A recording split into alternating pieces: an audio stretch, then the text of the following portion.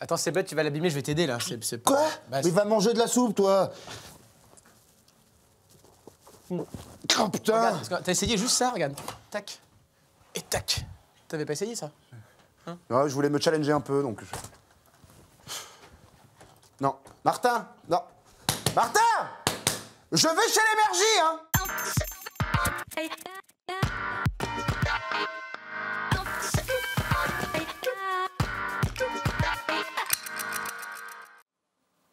Bonsoir à tous. Non, pas bonsoir, ça va pas les distances là-haut. Ça va, vas-y, Non, joue, là. 9 mètres 15, tu viens là. Mais c'est bon, là. Mais non. Voilà. Oh là là. Allez. Voilà, super. Je suis Martin. Je suis Jordi. Et Marseille PSG, c'est dans 5 jours. Ouais. Et allez l'OM, putain, les gars. On commence tout de suite avec Vut. On va vous défoncer, ça va être l'enfer. ça va. Aïe. Non, mais... Non. Mais non, j'ai pas touché. Oh. J'ai pas touché. Oh.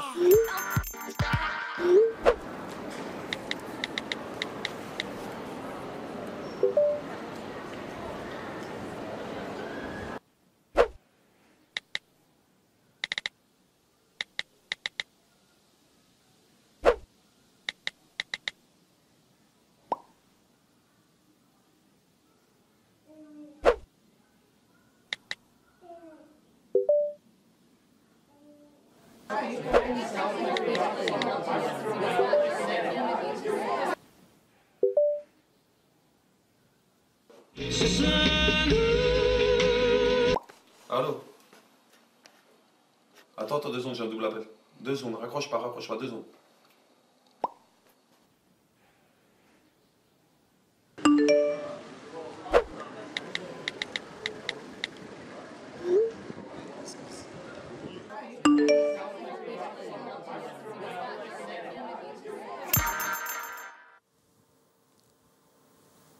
Donc là, on a dit tout de suite les titres? Ouais.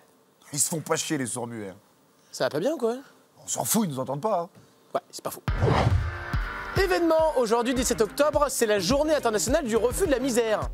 Et c'est pas mal, on regroupe tout sur une journée, comme ça après on est plus emmerdé par les pauvres. Ouais. C'est bien, c'est un peu comme la journée de la femme, là, tu sais, le 8 mars. Hein, on leur fait une fois la vaisselle, comme ça après ils nous font plus chier. On enchaîne avec de la bande dessinée, sortie mondiale jeudi du 37e album des aventures d'Astérix, intitulé Astérix et la Transitalique. Alors du coup, il faudra peut-être le lire penché, hein, italique.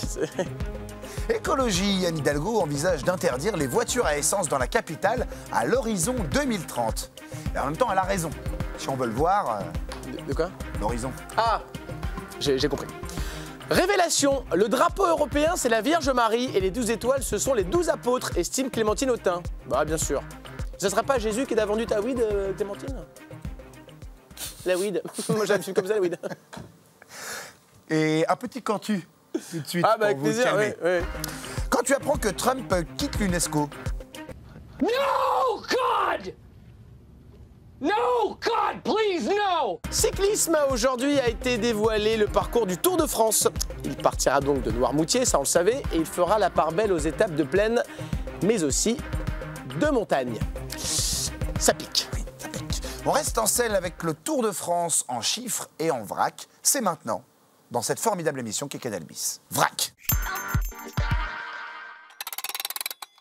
4 comme Vélocipède 4, le surnom du fils de Napoléon III, à qui celui-ci avait offert le premier vélo et qui lança la mode en France. Et à propos de pédales, on estime qu'un coureur en donnera 403 200 pour gagner le Tour. En 1903, le vélo du vainqueur Maurice Garin, ancien ramoneur, pesait 15 kg. 115 ans de régime plus tard, les vélos sont à 6,8 kg. Au cours des 21 jours de course, un cycliste professionnel transpire de quoi remplir 39 fois la chasse d'eau. La caravane, c'est 18 millions d'objets publicitaires jetés aux 12 millions de spectateurs le long des routes qui attendent en moyenne 6h30 leur porte-clés. 70 mètres, record à battre. Wim van Est fait tout droit dans la descente du col de l'Opisque en 1951. Il est retrouvé 70 mètres plus bas grâce à son maillot jaune. Son équipe le remonte en fabriquant une corde avec les boyaux de rechange, bien accrochés les boyaux. Question sécurité. Il faut 2800 panneaux de signalisation et 23 000 policiers et gendarmes, ce qui donne 8,2 fonctionnaires par panneau. Attentifs ensemble. 35 000 bidons d'eau finissent dans les bas-côtés. Autrefois, les coureurs s'arrêtaient pour se désaltérer à la bière ou au vin rouge. Depuis maintenant une semaine, il décrypte l'actualité et aujourd'hui, il va répondre à la question pourquoi ne faut-il pas taxer les yachts. Bonsoir Tony. Bonsoir Tony, bonsoir chez vous, bonsoir. Alors bonsoir chez toi Tony, donc vous êtes d'accord avec Emmanuel Macron, il ne faut pas taxer les yachts? Bah non, faut pas taxer les yachts. Bah évidemment que non, faut pas taxer. Je vous explique. Ça coûte super cher à l'achat déjà, et l'entretien, je vous raconte pas. Donc la chronique est terminée. Non, mais je vais vous raconter quand même. Ah. Voilà, donc l'emplacement au port, le gasoil, vérifier l'étanchéité, le GPS. Je vous rappelle que voilà, les bateaux, il n'y a pas de panneau de signalisation dans la mer. Le personnel à bord, voilà, les homards, ils vont pas se cuisiner tout seuls. Donc quand tu as payé tout ça et qu'en plus on vient de dire qu'il faut payer des impôts pour construire des autoroutes, sachant que bah, tu vas pas utiliser les autoroutes parce que tu es en bateau, c'est normal qu'on se dise que c'est un peu injuste. Alors peut-être d'autres arguments Tony quand même? Oui, des arguments valables par exemple. J'ai le meilleur qui arrive. Ah. Est-ce que vous voulez que le monde ait les cheveux longs et gras? Pardon? Est-ce que vous voulez que les Français aient les cheveux longs et gras? Enfin, je vois pas le rapport avec les yachts, Tony. Vous êtes naïf. Écoutez, je vous explique. Les yachts, ils appartiennent à qui? Ils appartiennent aux vedettes, aux stars, aux people. Ouais. Ouais, d'accord. Voilà, donc si les people ils peuvent plus payer de yachts, qu'est-ce qui va se passer? Les paparazzis ils vont plus pouvoir les photographier. Et du coup, il y aura plus de magazines de people chez le coiffeur. Du coup, les gens, ils vont chez le coiffeur pourquoi? À 80% pour regarder les magazines de people. Du coup, ils vont plus aller chez le coiffeur. Et du coup, tout le monde aura les cheveux longs et gras. Voilà, c'est ça. On va ressembler à Zaz. On veut pas ça, je veux pas ça, vous voulez pas ça, vous voulez pas ça. Voilà, donc les yeux dans les yeux, la France, retrouvons un peu d'humanité et laissons les riches tranquilles, s'il vous plaît. Bah, c'était vachement bien Tony. Ah oui, Bah, merci écoutez, Tony, tout est beaucoup moins clair. Je me suis Super. donné là. Ouais. Ah ouais. Tout de suite, on passe à la Béate François. Vous savez, ce monsieur qui parle des films qui sortent cette semaine en salle et qu'il n'a pas forcément vu. La Béate François. C'était bien le geste de fin comme ça, non? C'est mieux ces chroniques en Ouais, tout cas, c'est Tony. ouais, merci. Ouais. C'est vrai, vous trouvez? Non, mais bon. Une petite ville de campagne accueille un nouveau médecin. C'est lui. L'adaptation de la pièce de Jules Romain, Knock. Oh non, c'est pas vrai! Quoi, François? Bah, j'ai joué Knock. Bah, tu sais, c'était au Châtaignier dans les années 80, mise en scène Jean Mochin. T'as dû entendre parler. Oui. Tu peux nous raconter l'histoire du film? Ah bah, un peu, je la connais par cœur. Je suis médecin. À ce titre, je me dois d'abord à mes clients. Le docteur Parpalais disait mes patients. Quand un médecin fait passer le triomphe de la médecine avant l'intérêt des patients. Ça me chatouille, ou plutôt ça me gratouille. Ne confondons pas. Ça vous chatouille ou ça vous gratouille? Oui, François? Fou rire qu'on a eu avec cette réplique tous les soirs. T'aurais vu Pascal Merchandier, il était impayable. D'accord. Omar Sy est Knock. Et que je lui colle une gifle, ça vous a pas déplu? Ça m'a même fait plaisir. Oh non. Quoi? Bah, ils ont pris des libertés avec l'œuvre originale. Moi. En 82, je jouais pas du tout comme ça. Ah bon? Tu jouais qui dans la pièce? À droite là, le mec avec le béret, c'était moi. Cool. Découvrez la vie secrète des emojis. Dans un monde où chacun rêve d'être choisi pour être envoyé dans un message, avec le smiley sourire, le smiley fantôme. Mais arrête de mimer les émoticônes, c'est lourd. Et puis si tu fais trop de grimaces, tu vas rester coincé. Oh, l'autre. C'est quoi le nom de la copine d'Alex déjà? Elle s'appelle Tina. Le monde secret des emojis. Un film plein d'émotions comme la folie. Qu'est-ce qui se passe, François? Je suis coincé. Hein? Oh putain, non. Je suis sur la bouche. Attends, ne panique pas. J'appelle les urgences. Quand même à le dire, Moundir, je suis assez ému, même si je ne le montre pas vis-à-vis de mes yeux. Et justement, vis-à-vis de nos yeux, qu'est-ce qu'on va regarder ce soir, Xavier? Salut les gars, ce soir sur Canal+ Cinéma, il y a le film Doctor Strange. Doctor Strange, à l'origine, c'est un comics qui est sorti en 1963 et c'est le 14e film de l'univers Marvel. Alors, c'est l'histoire d'un neurochirurgien qui, après un grave accident de la route, perd l'usage de ses mains.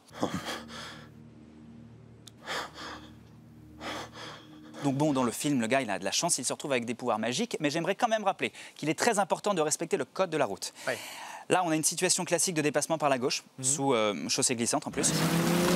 Voilà, erreur d'inattention, très bête. Donc évidemment, collision, aquaplaning, tout pied à l'horizontale, tout pied à la verticale. Dans cette situation, qu'est-ce qu'il aurait dû faire? Réponse A, respecter une distance de sécurité de 2 bandes blanches. Réponse B, accélérer un maximum.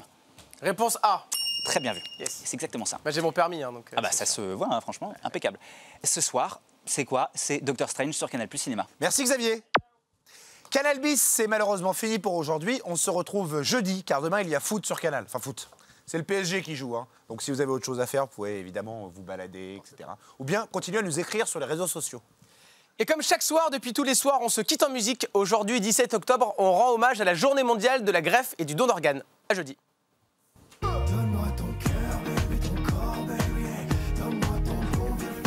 Qu'est-ce qui devient notre ami Camaro? Bah, je crois qu'il bosse avec la chanteuse Shaim. Ah, Ouais. il n'a jamais rien fait de bien alors. Vous parlez pas de Shaim comme ça. Jamais. Vous aimez bien Shaim? Jamais.